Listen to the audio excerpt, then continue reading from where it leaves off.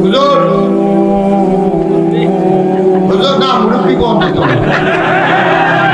হুজুর বসা এক মুরব্বী কইয়া তেমন আমি আর রাস্তা দিয়ে হাঁটতাম পারি আমি মাছ লাগাই আরম লাগে মার হাবা কর উঠেন না এই উনারে বসাই দেন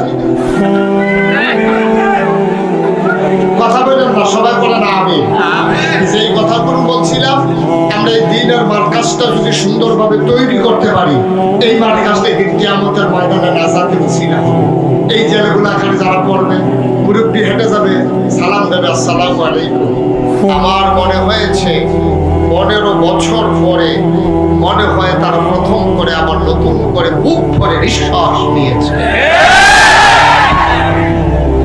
এজন্য আমি গর্বিত আমি অভিভূত আমি মুগ্ধ যে ওলামায়ে কেরাম এভাবে ছুটে ছুটে এসেছেন আজকে মসজিদের মিম্বারগুলো মুক্ত হয়ে গেছে কোরআনের আলোচনা বলবে কোনো ইমামের জন্য আর কোনো চিন্তার দরকার নাই আমরা দেখেছি গত 15 বছর ধরে কোরআনের কথা বলতে গিয়ে অনেক ওলামায়ে কেরামকে নাজেহাল হতে হয়েছে তাদের মিম্বারগুলো ওই মসজিদের সভাপতি সেক্রেটারি আর কমিটির কাছে তাদের ইমামতিটা যেন জিম্মি হয়েছিল আজকে প্রাণ ভরে আমরা কথা বলবো প্রাণ ভরে কথা শুনবো আশা করি সেই কথাগুলোর মাঝে আমরা আমাদের হৃদয়ের খোরাক নিয়ে যাবো ইনশাআল্লাহ আল্লাহ যেন তৌফিক দান করে সবাই বলে আমিন বন্ধুগণ আল্লাহ তাবারক ওয়া তাআলা কোরআনুল কারীমে বলেছেন লা ইন শাকারতুম লা আযীদান্নাকুম দুনিয়ার মানুষ আমাদেরকে বলতেছেন সবাই শুনতেছেন এই যে একটা ছেলে এরকম করতেছে আপনি শুনেন উনি কয় এত মানুষের কয় আমারে কি আর কয় সবাই আল্লাহ বলতেছেন কি বলতেছেন লা ইন শাকারতুম মাইকটা ঠিক করেন মাইকম্যান কুয়া টুয়া যেন না দেয় কুয়া দেওয়াইয়েন না এত বড় একটা মাহফিলের আয়োজন মাইকটা একবারে ক্লিয়ার করে স্মুথ করে দেয় যেন মানুষ যেন মজা করে শুনতে পারে বলেন আলহামদুলিল্লাহ আলহামদুলিল্লাহ কেরকিরি যেন না দেয় পানি যেন না খায় সুন্দর করে আপনার যত প্রযুক্তি আছে সবটা ব্যবহার করে আলহামদুলিল্লাহ বলেন আলহামদুলিল্লাহ যে কথাটুকু বলছিলাম যে আল্লাহ বলছেন লা ইন শাকারতুম লা আযীদান্নাকুম আল্লাহ বলছেন তোমরা আমি তোমাদেরকে নিয়ামত বাড়াই দেব কার কথা কার কথা মঞ্চে যারা আছেন সবাই জুড়ে বলবেন কার কথা ওলামায়ে কেরাম তো সারা জীবন চুপ করে ছিলেন কোনটা কইয়া কি দোষ করে আর যার দোষ নাই যাই বড়রাইয়া কইতে থাকবে কার কথা লা ইন শাকারতুম তোমরা যদি শুকরিয়া আদায় করো লা আযীদান্নাকুম তাহলে আমি তোমাদেরকে নিয়ামত বাড়াই দেব সুবহানাল্লাহ বলবেন না এই ওয়াদা কার এই ওয়াদা কার আল্লাহ যা বলেন তা করেন নাকি করেন না করেন আল্লাহ আমাদের মতো না আমাদের তো নেতার মঞ্চে বক্তৃতা একরকম কাজ হইল আরেক রকম ঠিক কিনা বলেন কথা বলে আমরা পালাই না মানুষ খোঁজার আগেই পাওয়া গেল না ঠিক সুতরাং কথায় আর কাজের ভিতরে কি নাই আল্লাহর কথায় কাজে মিল আছে নাকি নাই আল্লাহ তাবারক ওয়া তাআলা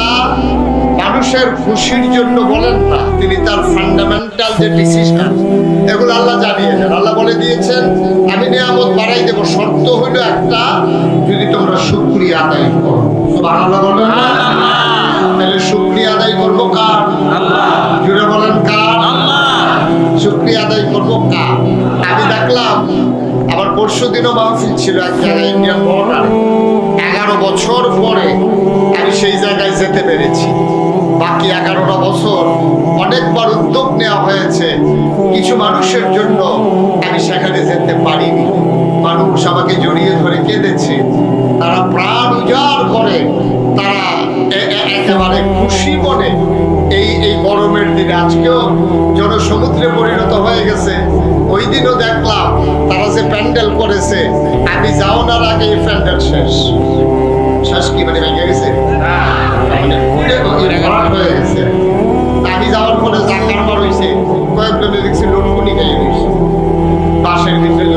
করে আমি কইছি ভাইয়া তো এত টেনশন করার দরকার নাই, ওয়াজ শেষ হইলে আমি কখন দাঁড়ায় আপনারা কখন চাইছে, তারপরে অত টেনশনের দরকার। আমি সেই কথাটুকু বলছিলাম। আজকে আজকে যারা মনে করেন আপনার বিরুদ্ধে কথা যাচ্ছে, তাইলে এটার জন্য কোনো আলেম দায়ী না, এটার জন্য কোনো ইমাম দায়ী না, এটার জন্য কোনো খতিব দায়ী না। যিনি মনে করেন আমার বিরুদ্ধে কথা বলছে, আপনি আপনার নেতা নেত্রীকে জিজ্ঞেস করেন যে এইরকম কোরআন হাদিসের পক্ষে কথা বললে আপনাদের বিরুদ্ধে যায় কেন, তাদেরকে জিজ্ঞেস করেন। কোরআন হাদিসের পক্ষে কথা বললে যাদের বিরুদ্ধে যায়, যারা চিৎকার করে জানিয়ে দিত আমরা কি মুসলমান না, আজকে এই শতকরা ৯২ জন লোক মুসলমানের দেশে এমন আকামি করছে বাজারে পর্যন্ত যাওয়ার সুযোগ নাই। কাজগুলা করছেন কেন? কাজগুলা না করলে কেউ তো করে তারাই দেওয়া লাগে না, ইচ্ছা কইরাই। ভাই আপনি দৌড় দিচ্ছেন কি রে? কম দুঃখে দৌড়ি ফাইলে কি আর আমার এমনি ছাড়বো? আপনার দুঃখে আপনি দৌড়েন, হুজুরের দুষ্কি। আপনি দৌড়াইতে কেউ কয় নাই, দৌড়ানো দেয়। আপনারা না ১৫ বছর দৌড়ানির উফরে রাখছেন, এই দৌড়ানির উফরে তারা ছিল, আর আপনারা যারা দৌড়াইছেন এখন নাই, এটা আমাদের দোষ, এটা ওলামায়ে কেরামের দোষ। আপনারা মঞ্চে উঠার আগে স্লিপ ধরাই দিতেন, হুজুর রাজনীতির কোনো ওয়াজ নাই। আমি বলি ওটা আলোচনাটাই হচ্ছে রাজনীতি, ওটা করারটাই হচ্ছে রাজনীতি। এতদিন আমরা বলতে পারি নাই, বলতে দেওয়া হয় নাই, তারপরও আমরা থামি নাই, ঠিক আছে? আমার ওয়াজের যারা শ্রোতা তারা জানেন আমি কখনোই কোনো রেস্ট্রিকশন দিয়ে কথা বলি না। আমি আমার মতো করে কথা বলি, যার মন চায় শুনবে, যার মন না চায় চলে যাবে। আমি আপনার খুশির জন্য আল্লাহর কাছে আসামি হইতে পারবো সহজ। আপনি খুশি হবেন না বেজার হবেন, তাতে আমার কিছু আসে যায় না। ৮০০ কোটি মানুষ এই পৃথিবীতে এখন আছে, কোনো ২০০ কোটি মুসলমান আছে। সবাইকে খুশি করার মতো ক্ষমতা আমার নাই, সবাইকে খুশি করার মতো আমার নাই। আমি এক জায়গায় গিয়ে দেখছি আল্লাহরে গালাগালি করতে আছে, আল্লাহরে গালাগালি করতেছে। আর আমি তো নাগেশের বিশ্বাস মুস্তাক ফয়েজিয়া না, আমার যে সবাই পক্ষে থাকবেন আমি আশাও করি না। আর সেই দিন দেখবো সবাই আমার পক্ষে, এটা কিয়ামতের লক্ষণ, মোটেও কোনো সুবিধার লক্ষণ, ঠিক কিনা বলে? স্বাভাবিক। আল্লাহরেও গালাগালি করে মানুষ সুবিধা না হইলে। ধান সিদ্ধ করছে, রোদ উঠে না, খালি বৃষ্টি বেরিয়েছে, কি ফোতানটা আল্লাহরে ফোতাইছে, আল্লাহ বিজ্ঞান এখনো আছে। একটা ওয়াজে সবাই খুশি হবেন, বাচ্চাদের জন্য চুপ করাই দেন ওই দিক দিয়ে। একটা ওয়াজে সবাই খুশি হবেন এটা আশা করা যায় না। আমরা শুরু করি সব ওয়া তাওফিকি, সবাই পড়েন আলহামদুলিল্লাহ। তাহলে শুকরিয়া আদায় করলাম কার? পড়ব কার? পড়ে যাবো কার? প্রমাণ আছে নাকি নাই? প্রমাণ পেয়ে গেলাম না। ইন শাকারতুম লাযীদান্নাকুম। আল্লাহর শুকরিয়া আদায় করলে আল্লাহ নিয়ামত বাড়াই দেন। আল্লাহ যে আমাদেরকে মুক্ত আকাশ আর প্রাণ ভরে নিঃশ্বাস নেওয়ার সুযোগ করে দিলেন, এটা কি আমরা বেড়াগিরি না শুকরিয়া? আবার বলেন আলহামদুলিল্লাহ, আবার বলেন আলহামদুলিল্লাহ। 15 বছর ধরে যে জগদ্দল পাথরটা আমাদেরকে চাপা দিয়ে রেখেছিল, পাথরটা এখন সরে গেছে। তাহলে আমরা কি করব? কি বলবো? আলহামদুলিল্লাহ। সবাই বলেন কি বলবো? আলহামদুলিল্লাহ। বলেন আলহামদুলিল্লাহ। বন্ধুগণ, যুগে যুগে এমনই হয়।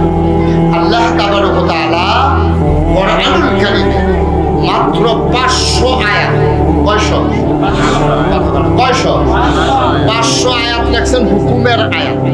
নামাজ, রোজা, ইবাদত, বন্দেগী, সুদ, ঘুষ, মদ, চুরি, চামারি, জিনা, ব্যভিচার, এই রকম ব্যাপারে মাত্র 500 আয়াত আছে। 500। এগুলা বলে আহকামুল কোরআন। এই 500 আয়াতকে বলে আহকামুল কোরআন, মানে কোরআনের বিধি বিধান সমূহ। তাইলে কোরআন শরীফে মোট আয়াত আছে 6666, চলে গেল 500, আর বাকি রইল এইগুলো। মারহাবা বলবেন না? 500 গেলে 6166, এই আয়াতগুলো বাকি রইল। আচ্ছা, এইগুলোতে কি আছে?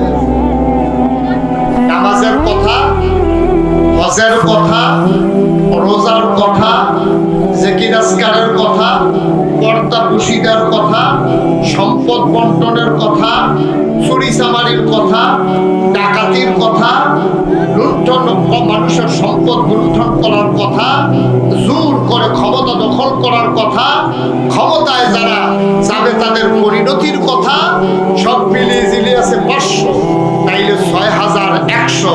66 বাকি আয়াতে কি আছে? বাকি আয়াতে আছে শিক্ষা। শিক্ষার ভিতরে এইটাই, যারা আল্লাহর নাফরমানি করেছে তাদের পরিণতি কি হয়েছে, এটাই হলো মূল শিক্ষা। ঠিক কিনা বলেন? এটা যুগে যুগে আল্লাহ তাবারক ওয়া তাআলা কোরআনুল কারীমে এই ব্যাপারে ওয়াজ করে দিয়েছেন। আর এই ক্ষেত্রে কোরআনের শিক্ষা নেওয়ার জন্য মৌলিক ফান্ডামেন্টাল একটা ডিসিশন আল্লাহ কোরআনে দিয়েছেন 21 পারায় সূরা আহজাবের প্রথম আয়াতে। আল্লাহ বলছেন, ইয়া আইয়ুহান নবী, সুবহানাল্লাহ বলবেন না? সবাই কোরআনে ঢোকার আগে আমরা একটু এই শয়তান থেকে ফাড়াইছে, যিনি রহমান যিনি রহিম, তার নামে চলেন শুরু করি। সবাই পড়ি।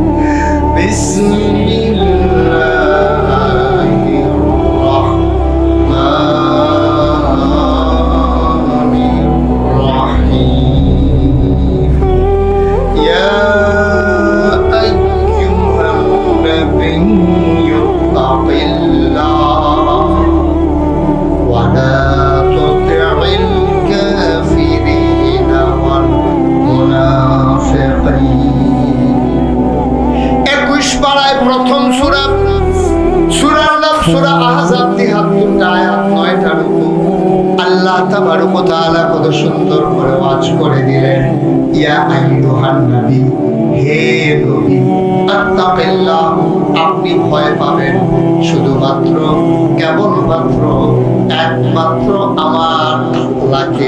বলেন সুবহানাল্লাহ। আল্লাহ তাবারক ওয়া তাআলা আপনার মেনশন করলেন নবীকে, টার্গেট করলেন নবীকে, ডাক দিলেন, ইয়া আইয়ুহান নবী, হে নবী। মুফাসসিরিনে কেরাম, মুহাদ্দিসিনে কেরাম, মুফতিয়ানে আহজাব, উলামায়ে কেরাম সবাই মিলে একমত হয়ে গেল, যদিও এখানে নবীজিরে ডাক দিছে, এই ডাকের ভিতরে বাদশারামপুর 51 মাদ্রাসার প্রাঙ্গণে যারা আইছে, এই ডাকের ভিতরে তারও সুবহানাল্লাহ বলেন না? আপনারা ডাক দিতে চাই, বাদশারামপুরের মানুষ আল্লাহ ডাক দিতে আছে, সুবহানাল্লাহ বলেন না? তাহলে আপনারা ডাক দিলে আপনি কি অমনোযোগী না মনোযোগী? ডাক দিছে কে? স্বয়ং আল্লাহ। সুতরাং এখন আপনি আর এদিক সেদিক তাকানোর কোনো সুযোগ নেই। এতক্ষণ তাকাইছেন, আমি ডাক দিছি, আয় ছেলে আয়, মোবাইল বন্ধ করো। আপনি ভাই মোবাইল বন্ধ করো, ইউটিউবে হাজার হাজার ওয়াজ আছে, আপনি এইটা চাইয়া থাকবেন না আমারে চাইবে? হ্যাঁ, এটা বন্ধ করে দিয়ে খেয়াল করে শুনেন। আল্লাহ তাবারক ওয়া তাআলা এখন ডাক দিছে, এখন কিন্তু মুশতাক ফয়েজ আপনাদেরকে ডাকতেছেন, বলছে ইয়া আইয়ুহান নবী, যদিও সম্বোধন করছে নবীরে, আর সকল উলামায়ে কিরাম ইজমা হয়ে গেছে নবীরে যে ডাক দিছে এখানে শুধু নবী উদ্দেশ্য না, এই প্যান্ডেলে যারা আমরা আছি কিয়ামত পর্যন্ত যত মানুষ আসবে, যুগে যুগে যারাই আসবে, যারাই কোরআনের কাছে যাবে অথবা না যাবে, সবার জন্য আল্লাহর ডাক হচ্ছে, এই শুনো। তারপর বলছি, জি আল্লাহ বলেন। আল্লাহ তাকাল্লাহ, তোমরা ভয় পাবা শুধুমাত্র কেবলমাত্র একমাত্র আমার আল্লাহ। সুবহানাল্লাহ বলেন না? তাহলে আমরা ভয় পাবো কারে? যারা দাঁড়াই আছেন তারা বলার দরকার নাই। আমরা ভয় পাবো কারে? আল্লাহ। আল্লাহ বলছেন, হে নবী, আপনি ভয় পাবেন আল্লাহকে। তাইলে এখন প্রশ্ন হলো, নবী কি আল্লাহরে ভয় পায় না? নবী তো নিজেই কোরআনের ধারক বাহক, তিনি হচ্ছেন শারি'আ, তিনি শরীয়ত প্রণেতা, তিনি হচ্ছে উসওয়াতুন হাসানাহ, তিনি হচ্ছেন মডেল, তিনি হচ্ছেন আইডল, তিনি হচ্ছেন আইকন, তিনি হচ্ছেন আমাদের জন্য আদর্শ।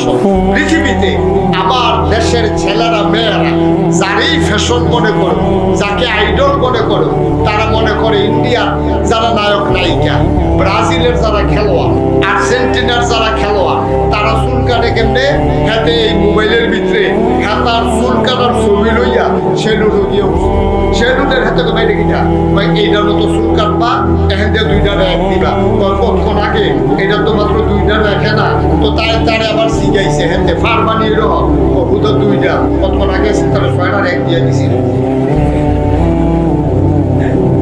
রেখে লেগে আমার কাছে আইবেন আমি রেখে বা 6 এক দিয়ে দিছি আর আপনি 2 রেখে না এখন মনে হইতেছে ব্রাজিলের রোনাল্ডো ব্রাজিলের প্লেয়ার না খেলোয়াড় না হয়ে গেছে আমাদের ছেলেদের কাছে আইডল তারা হয়ে গেছে আমাদের কাছে আদর্শ আমার মেয়েরা ওই ইংলিশ আর কি বলে ভারতের চ্যানেলগুলো ঘুরে ঘুরে ফ্যাশন শো গুলো দেখে দেখে ওরা নায়িকারা কোন ধরনের জামা পরে কোন ধরনের ফ্যাশন করে এটা আমার দেশের মেয়েদের কাছে ফ্যাশনের জিনিস হয়ে গেছে অথচ কোনো মুমিন মুসলমান তার এত বড় একজন ফ্যাশনেবল মানুষ এত বড় একজন আদর্শ যিনি নবী মুহাম্মদুর রাসূলুল্লাহ সাল্লাল্লাহু আলাইহি ওয়াসাল্লাম কেমন আদর্শ তিনি আপনি কি কিছু বুঝছেন আপনি হাইটা গেলে আপনার লগে বিড়ির গন্ধ পাওয়া যায় আধা ঘন্টা রাস্তার একটা আপনার কাছে মাছিও যায় না বিড়ির গন্ধ আধা ঘন্টা আপনি হাইটা গেলে আমি মানে মাঝে মাঝে যে কত কারবার ঘটে একবার আমার দেখে ধরে আসসালামু আলাইকুম দাঁড়াইয়া 10 হাত দূরে দাঁড়াই রয়েছে আমি এদিকে আসেন এবার আইয়া এবার কাছে আইয়া একটু দূরের থেকে গিয়ে কথা কেমন আছে কাছে আইয়া এবার আইয়া লোকের বেড়া গন্ধ ডাক্কা লাভ নাই আইতো সমস্যা কি আমি ডাকতে আসি এবার আইতো না এবার আমার দেখে দৌড় দিয়ে আইলো এবার কখন আইতো না গিয়ে হুজুর বিড়িটাই খাইছি কারণ আপনি তো বন্ধ হয়ে যাবে তাহলে এবার 10 হাত দূরে দাঁড়াই রয়েছে আর আমার নবী যেই নবীজি রাস্তা দিয়ে হেঁটে গেলে মনে করেন আপনারা আকানগর গ্রাম দিয়ে হেঁটে গেছে 1 মাস পরে এক সাহাবা আসছে আইসা দোকানদারে জিজ্ঞেস করে ভাই এই রাস্তা দিয়ে কি নবীজি হেঁটে গেছে সুবহানাল্লাহ কি বুঝলেন আপনি 1 মাস পরে নবীজি হাইটা গেছে 1 মাস আগে আর 1 মাস পরে এই রাস্তা দিয়ে নবীর এক সাহাবা হাঁটতে আসছে হাইটা আসা পাশের লোকদেরকে জিজ্ঞাসা ভাই এই আপনারা হলো কি নবীজি আইছিল কই কি রে কেমনে বুঝলেন কই নবীজি কি করবে হ্যাঁ ঠিক আছে তাই সাহাবা জিজ্ঞেস করছে দোকানদার এই এলাকার মানুষ জিজ্ঞেস করেছে যে কেন আপনি জিজ্ঞেস করেন কেন নবী আসছে কিনা তখন সাহাবা মুস্কি হেসে দিয়ে কয় যে হয়েছিল তো 1 মাস আগে সুবহানাল্লাহ বলবেন না ওই মহল্লার মানুষ আগন্তুক মানুষটার কাছে জানতে চায় আপনি কেমন করে বুঝলেন কেন জিজ্ঞেস করলেন কেন আপনি জানতে চাইলেন এই রাস্তা দিয়ে নবী এসেছে কিনা কি এমন প্রমাণ তিনি রেখে গেলেন সাহাবা চোখের পানি ছেড়ে দিয়ে কয় এই 1 মাস আগে আমার নবী হেঁটে গেছেন আর আজকে 1 মাস পরে আমি আসার পরে নবীর গায়ের জান্নাতি গন্ধ পাইতেছি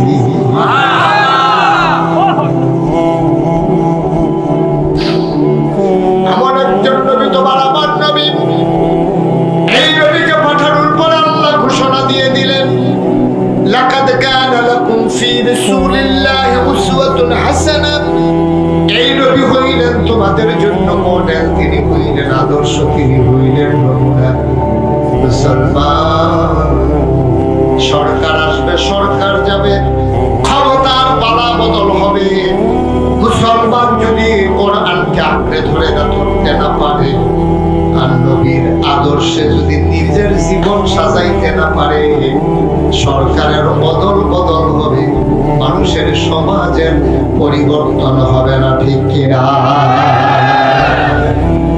আগে একতারা চান্দা তুলতো বাস স্ট্যান্ড তখন আরেকতারা তুলবো দূরে দোষবি দেখি চান্দা তো ঠিকই আছে আমার আছে বাড়তো ঠিক কিনা আগে তুলছে একতারা তখন তুলবো আরেকতারা তোলা বললো কি তো দেশের কি উন্নয়ন হইল আগে ফিডা খাইছি একতারা তখন ফিডা খাইবেন আরেকতারা তো হেরিয়ে তো ফিডা তো হেরিয়ে তো লাভ হইল কি লাভ হবে তখনই আজকের মাহফিল এমন একটা সময় আপনারা দিয়েছেন এটা একটা লাভের মাহফিল এটা একটা দিক নির্দেশনার মাহফিল, এটা আজকে জীবনকে পাল্টে দেওয়ার মাহফিল।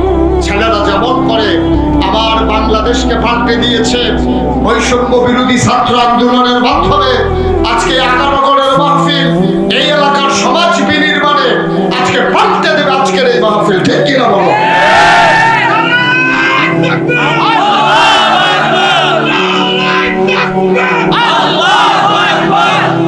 তাইলেই হবে মাহফিলের সার্থকতা। নাগেশের হুজুরে আইছে, সব লোক চাইছে, এবার আগে দেখতাম ভিতরে এখন বাইরে, এইটা চাই এখন লাভ হইত।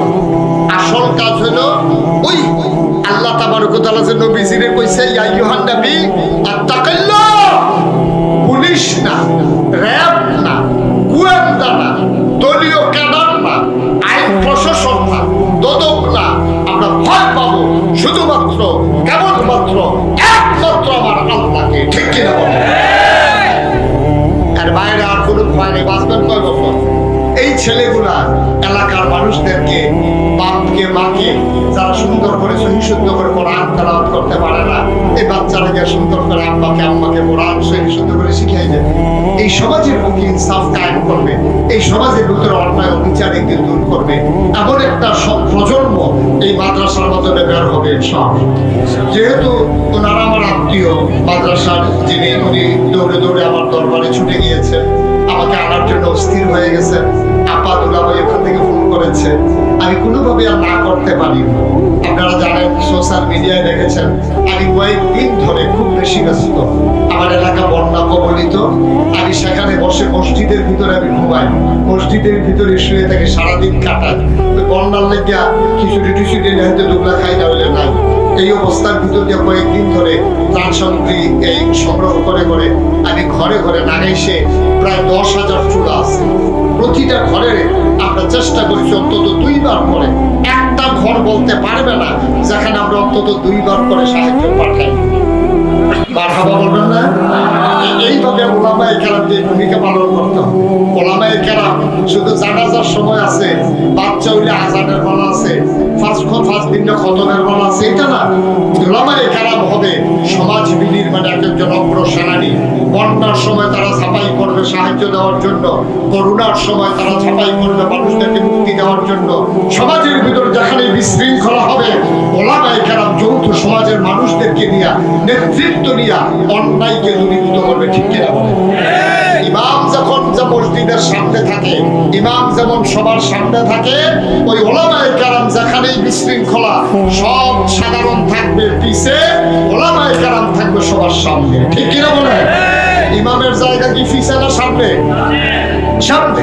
নামাজের সময় যদি ইমাম মানতেন পারেন, সবসময় ইমাম মানবেন যে হুজুর খেতে দিলে গ্যাসের বোতলের দাম 3,000 টাকা করে রাখে, গত কয়দিন আগে 2,000 বেচছে, 1,000 বেচছে, অহন বিলে 3,000 পর হুজুর হবলে দিলে এগিয়ে ধরবেন, কি রে কারবারটা কি? এইভাবে সুন্দরভাবে সমাজটাকে বদলে দিতে হবে, তাই আল্লাহ সুন্দর করে দেবে। এমন উদাহরণ যুগে যুগে আমাদের অনেক ছিল। সুবহানাল্লাহ বলবেন না? মুসলমান মন দিয়ে শুনো, ওই মুসলমান চাই, ওই আলেম চাই, ইমাম চাই, ইমাম আহমদ ইবনে হাম্বল।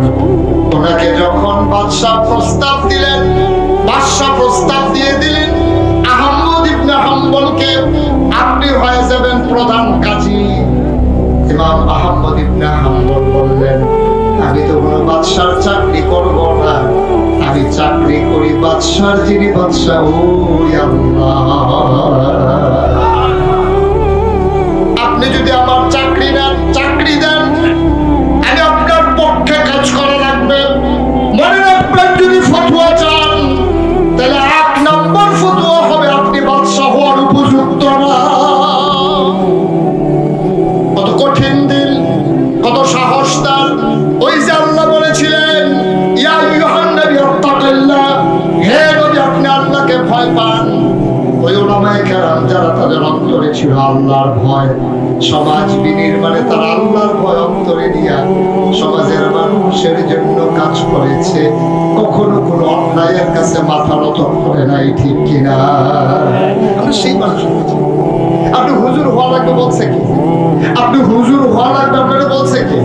আপনি হুজুর হওয়ার দরকার না, আপনি মুসলমান হন। তাই আমরা মুসলমান তো হওয়া দরকার আছে নাকি? সবাই হুজুর হবেন না, কিন্তু সবাই মুসলমান হওয়া লাগবে। মুসলমান হতে হলে তোমরা কি কোরআনের কিছু অংশ মানো আর কিছু অংশ মানো না? তাই হবে না। ইসলাম মানলে পরিপূর্ণভাবে ইসলামে দাখিল হয়ে যাওয়া লাগবে। নামাজের ভিতরে যেমন তুমি ইমামকে ডিঙ্গাইয়ে রুকুতে যাও না, ইমাম সাজদায় যাওয়ার আগে তুমি যেমন করে সাজদায় যাও না, ওই ওলামায়ে কেরামকে ডিঙ্গাইয়া কোনো অন্যায়ের সাথে আপোষ করা যাবে না, ঠিক কিনা বলেন? ওলামায়ে কেরামদেরকে মেনে মেনেই চললেই তাহলেই শান্তি। বন্ধুগণ, আপনার এই মাহফিলটার ওজন বুঝেন নাই, সত্যিকার অর্থেই বুঝেন নাই। এই মাহফিলটার ওজন বুঝেছে যারা আজকে এই এলাকার আকানগরের যারা কবরে ঘুমিয়ে আছে, তারা জানে এই মাহফিলটার ওজন কত। আপনি কিচ্ছু বুঝেন না, আপনি জানেন না মাহফিলটার ওজন কত। আপনি মনে করছেন মাইক, পিসার হুজুর, ওয়াজ, কতক্ষণ হাসি কতক্ষণ কান্না, কিছু কথা শোনা, কোনো স্লোগান দেওয়া, আপনি মনে করছেন এটাই মাহফিল? না, যারা কবরে ঘুমিয়ে আছে, পাশেই কবরস্থান আছে নাকি? কবরস্থান পাশে, তারা যদি জিগাইতেন পারতেন যে আপনার মাহফিলটার ওজন কত, তারা বলতে বলবেন আসল ওজন কত। আমি কিতাবে পেয়েছি কোথাও যখন মাহফিলের ভিতরে লোক হাজির হয়ে যায়, সন্তান যখন আসে, নায়নাতুর যখন আসে, রুহানি হালাতে আব্বা আম্মা চতুর্দিক দিয়ে এসে মাহফিলের দাঁড়িয়ে যায়। আপনাদের যাদের আব্বা নাই আম্মা নাই, এখন চতুর্দিক দিয়ে দাঁড়াই গেছে। আপনিও দেখেন না, আমিও দেখি না, দেখে ফেরেশতা। কে দেখে? কথা বলা কে দেখে? ফেরেশতা জিজ্ঞাসা কি বল, এই গরমের ভিতরে কবর হলে তোমার এখানে কি এমনি কাম দেন? ফেরেশতা, তুমি তো জানো না, আমি তো আমার তো ফুতে মাহফিল হয়েছে না, বেশি ফিসা হুজুরও আইছে, আমি তো আইছিলাম একটা কামে, তুমি আমার তাড়াই দিও। ফেরেশতা ডাক দেয়া কয়, কি কাজ তোমার? কবরের ভিতরে ধাউ দাও আগুন, কোনো শান্তি নাই, কবরটাকে জান্নাত বানাতে চাই। কি করে জান্নাত বানাবো? কবর তো জাহান্নামের টুকরা হয়ে গেছে। তাকে ঈশ্বর হুজুর দোয়া করবে, আমার সন্তান দোয়াতে শরীক হয়ে আমিন আমিন করে কাঁদবে। আমি দোয়া নিয়ে দেখতে চাই আমার সন্তানের চোখের পানি উসিলায় আমি মায়ের কবর জান্নাত হয়ে গেল কিনা।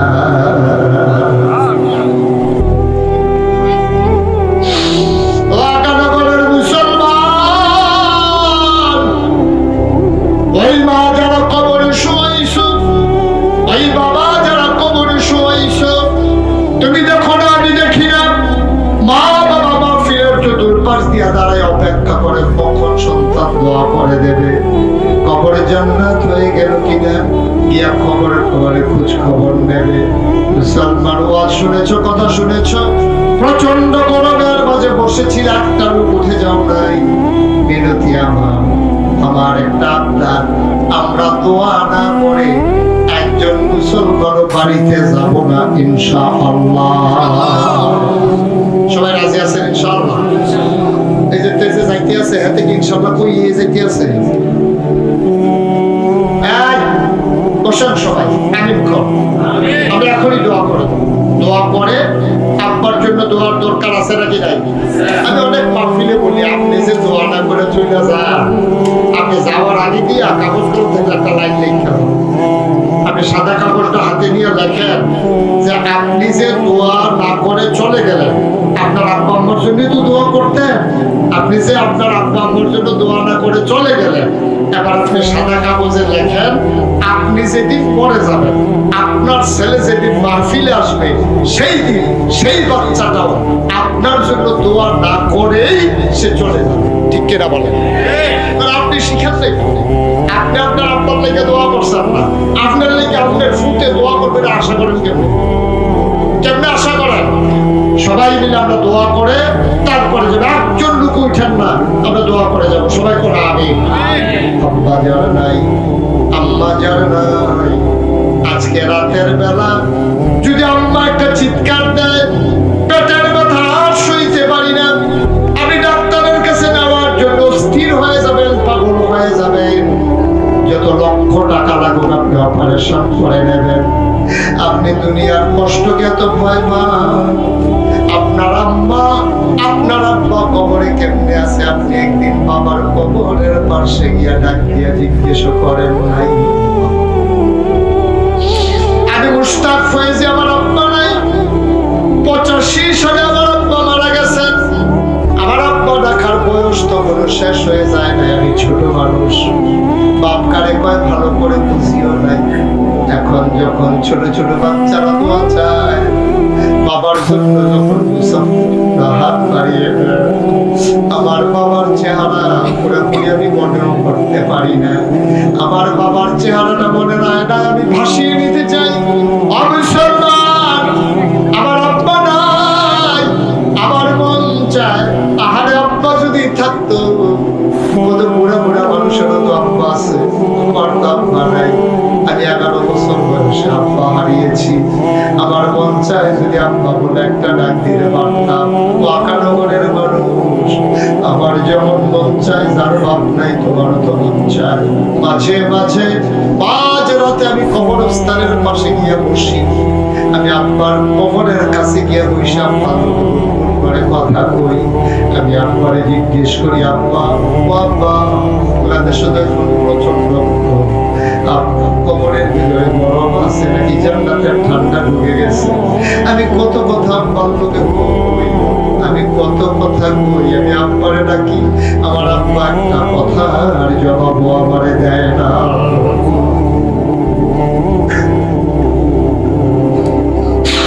আমার আব্বা আমার একটা কথা জবাব দেয় না। আমি কাঁদতে কাঁদতে রুমে যাই, আমি ঘুমাইতে পারি না।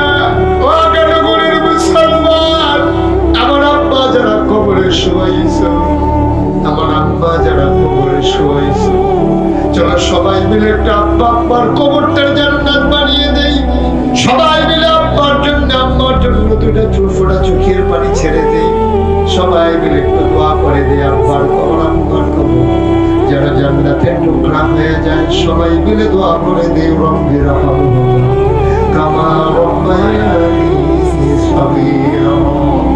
দোয়ার দরকার আছে নাকি নাই? একটা লোক লাভ দিয়া দাঁড়াবো, হুজুর দোয়া করে দেন, হুজুর দোয়া করে দেন।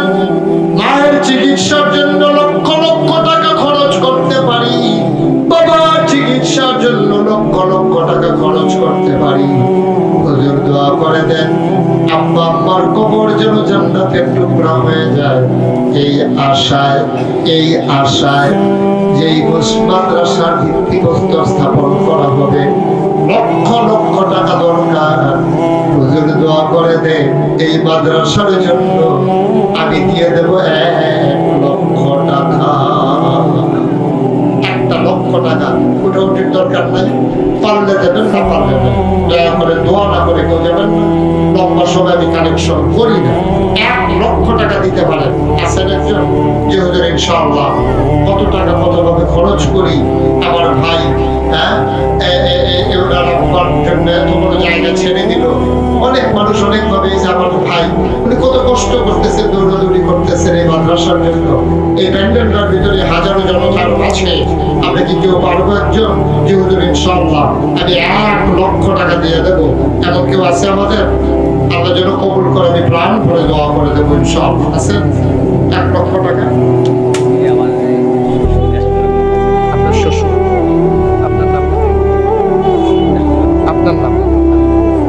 হাবিবুর রউফ ভাই আজকের মাহফিলের সভাপতি। এই সবুজগঞ্জ যে ভাই কি করলেন, কেন ক্ষতিটা করলেন? বসান, বলে দেন যে আমি মাহফিলে আছি, তাইলেই তো উঠার দরকার কি? হাবিবুর রউফ ভাই, ওনার শ্বশুর জনাব আলহাজ আরশাদুর রহমান আমাদের তারুই, উনি 1 নম্বরে দিয়ে দিলেন 1 লক্ষ টাকা। বলো মারহাবা। কবুল করে মঞ্জুর করো, মনের আশা পূরণ করে দাও, কামাই রোজগার রহমত বরকত দাও। 2 নম্বরে 1 লক্ষ টাকা দিতে পারে আরেকটা লোক আমারে মিলাইয়া দাও।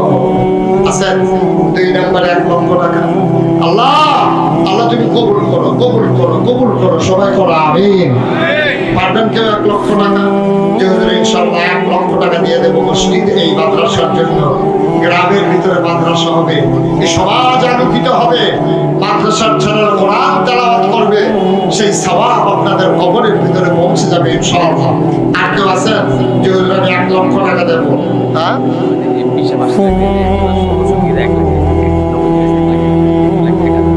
মাশাআল্লাহ। আমাদের এমপি সাবেক এমপি সাহেব উনি এসেছিলেন, ওনারা ওনার সফর সঙ্গী সহ যারা আছেন ওনারা সবাই মিলে 1,01,900 টাকা ওনারা আল্লাহর খাস মেহেরবানি নগদ ইনশাআল্লাহ 1,19,000 টাকা 1,900 টাকা ওনারা নগদ আমাদের ভাইয়ের সাথে ওনারা দিয়ে বলেন মারহাবা। মঞ্জুর করো, মনের আশা পূরণ করে দাও, দানের হারিয়ে সোনার মদিনায় পৌঁছে দাও, কামাই রোজগার রহমত বরকতে বাড়াইয়া দাও আমিন। আর কেউ আছে যে 1 লাখ পারবো না? আমি ইনশাআল্লাহ 50,000 দিচ্ছি।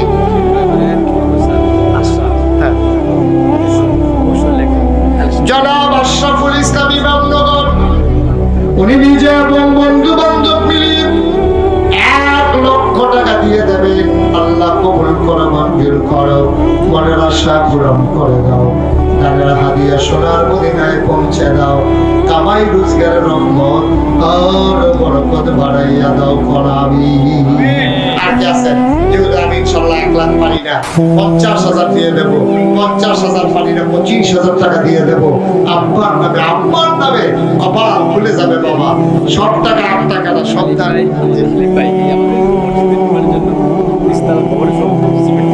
মাশাআল্লাহ। মসজিদে কি কাজ চলতেছে? ধরবেন মাশাআল্লাহ। শোনা বড় খবর আছে, আপনাদের যে মাদ্রাসার সাথে যে মসজিদ হবে, এই মসজিদ নির্মাণে নিস্তালা তৈরি করতে যত বস্তা সিমেন্ট লাগে জনাব আব্দুল হালিম ভাই সবগুলো সিমেন্ট উনি দিয়ে দেবে ইনশাআল্লাহ। আর আসতে কোন মারহাবা, সিমেন্টটা ফেরত দিয়ে অন্ত করো না, এই মারহাবা সিমেন্ট দেওয়ার দরকার আছে? সবাই বলেন মারহাবা। আব্দুল ভাই হালিম ভাই উনি ইনশাআল্লাহ যত বস্তা সিমেন্ট লাগে পরিষদটা তারপরে মাদ্রাসায় আবার শরীর করবো মারহাবা বলেন না কেন? মসজিদের নিস্তালার সবগুলো সিমেন্ট দেবে, আর মাদ্রাসাতেও ওই সিমেন্ট আনানোর সময় 2 গাড়ি বাড়িয়ে আনবে। মারহাবা বলবেন না? কিছু সিমেন্ট বাড়িয়ে লই আসবো, একতলা ওই সাথে যে সিমেন্টটা থাকে এটা মাদ্রাসার যাইতে দিয়ে দেবো। আমিন করেন, যেরকম আমিন। আল্লাহ যেন কবুল করে, সবাই করে না আমিন। আর কি আছেন? যদি ইনশাআল্লাহ 50,000 টাকা দিয়ে দেবো, 20,000 টাকা দিয়ে দেবো, 10,000 টাকা দিয়ে দেবো। এই প্যান্ডেলটার ভিতরে একটা লুকো নাই। 10,000 টাকা দিতে পারেন একজন আছেন কিনা দেখি একটু দাঁড়ান তো। যেহেতু আমরা যারা আছি সবাই সবার মতো দেবে, আমি ইনশাআল্লাহ 10,000 টাকা দিয়ে দেবো। এমন কেউ আছেন? এই বার্তার ভিতরে 10,000 টাকা দেওয়ার মতো স্টেজে মঞ্চের সামনে একটা লোক নাই 10,000 টাকা দেওয়ার মতো, শুধু 10,000 টাকা আছে। 10,000 টাকা দেবেন আব্বার নামে, আম্মার নামে। মাশাআল্লাহ। জনাব আলহাজ আব্দুল মালিক সাহেব মসজিদের মুতওয়াল্লি, উনি মাদ্রাসার কাজের জন্য দেবেন 50,000 টাকা। মঞ্জুর করো, মনের আশা পূরণ করে দাও, দানের হাদিয়া সোনার মদিনায় পৌঁছে দাও। মসজিদের মুতওয়াল্লি বানাইছো, দয়া করে জান্নাতের মেহমান বানাই দিও আল্লাহ। মাওলা রাব্বুল কারীম, মসজিদের কমিটিতে মর্যাদার জায়গা দিয়েছো, জান্নাতের ভিতরে একটু মর্যাদার জায়গা দিয়ে দিও আমিন।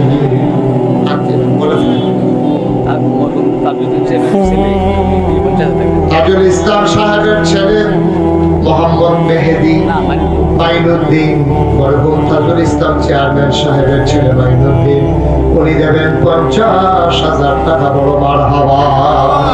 কবুল করো, মঞ্জুর করো। চেয়ারম্যান সাহেবেরা কবর কবরটাকে জান্নাত বানিয়ে দাও। আয় আল্লাহ তাআলা ছেলেদের কামাই রোজগারের রহমত আর বরকত দিয়ে দিও। যেই পথে চললে তুমি খুশি, তোমার হাবিব খুশি, সেই পথে চলার তৌফিক দান করে দাও করাবি। জি হ্যাঁ মাশাআল্লাহ। আরিফ ভাই কত?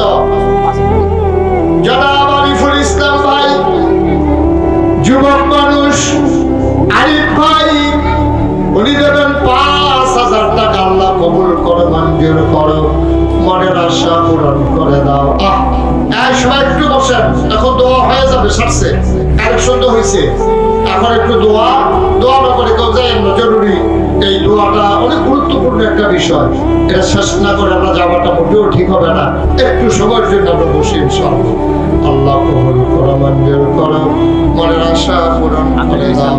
জনাব আমিনুল ইসলাম পরাণ আমার ভাই, উনি দেবেন ৫০,০০০ টাকা। আল্লাহ কবুল করে, মঞ্জুর করো, মনের আশা পূরণ করে দাও। তাদের হাদিয়া সোনার মদিনায় পৌঁছে দাও। আয় আল্লাহ তাআলা দুনিয়ার ভিতরে রহমত আর বরকত বাড়াই দিও, পড়ে আমিন। আর কে আছেন? শহীদুল্লাহ রাসেল,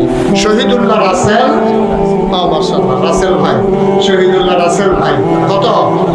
১০,০০০ টাকা। সবাই বলেন মারহাবা। আল্লাহ কবুল করো, মঞ্জুর করো। হ্যাঁ আর কে আছেন? কবির হোসেন ৫,০০০। রফিকুল ইসলাম, আয় আল্লাহ তাআলা জয় কালীপুর ১০,০০০। মোহাম্মদ দেবান নিয়ে দিল ৫০,০০০ টাকা। আরিফুল ইসলাম ৫,০০০ টাকা। বলেন মারহাবা। সবাই মিলে আমরা একটু দোয়া করবো, আর উঠোটির দরকার নাই। যারা উঠছেন সবাই বসে থাকেন, সবাই মিলে আমরা দোয়া করি। আর কেউ আছেন মাঠের ভিতরে? কেউ আছেন? যেহেতু আমি ৫,০০০ টাকা দিয়ে দেবো, আমি ১,০০০ টাকা দিয়ে দেবো,